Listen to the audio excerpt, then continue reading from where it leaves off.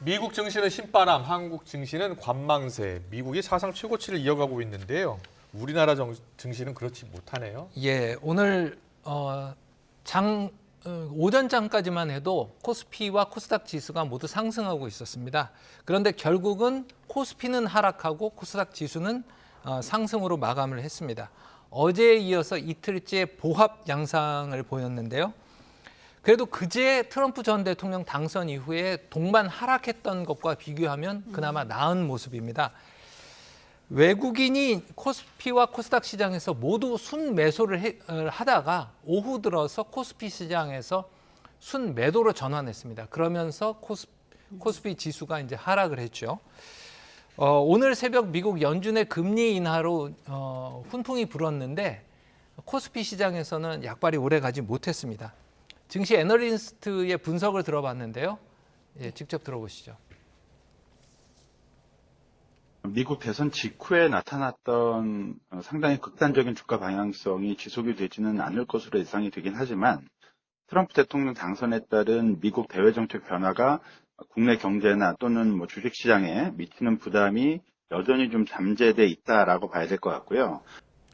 예, 우리 경제에서 대외 거래 비중이 워낙 크다 보니까 교육장 조건이 악화가 되면 기업들 실적이 안 좋아질 수밖에 없다고 예상을 하다 보니까 우리 증시가 여전히 관망세에서 벗어나지 못하고 있는 모습입니다. 네.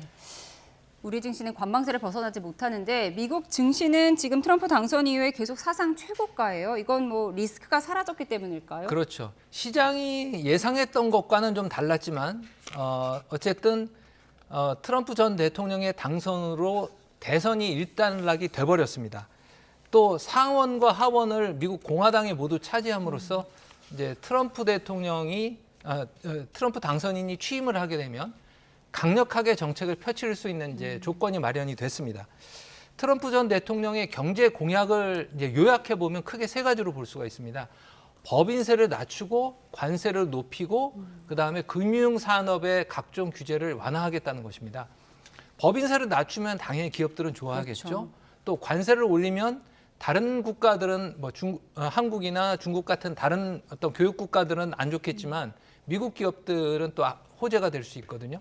또 그리고 이제 글로벌 금융 위기 이후에 미국 금융 산업에 대한 규제가 굉장히 강했습니다. 이런 부분들을 완화하면 금융 회사들에 대한 실적 개선도 기대해 볼 수가 있거든요. 이에 따라서 이제 미국 증시는 굉장히 어제 오늘 이렇게 신바람 나는 그런 모습이 연출이 됐습니다. 나스닥하고 S&P 500 지수는 연 이틀 사상 최고치로 마감을 했습니다. 이런 미국 증시에는 훈풍이 불고 있는데 이런 훈풍이 우리 증시에까지 좀 영향을 미쳤으면 좋겠습니다.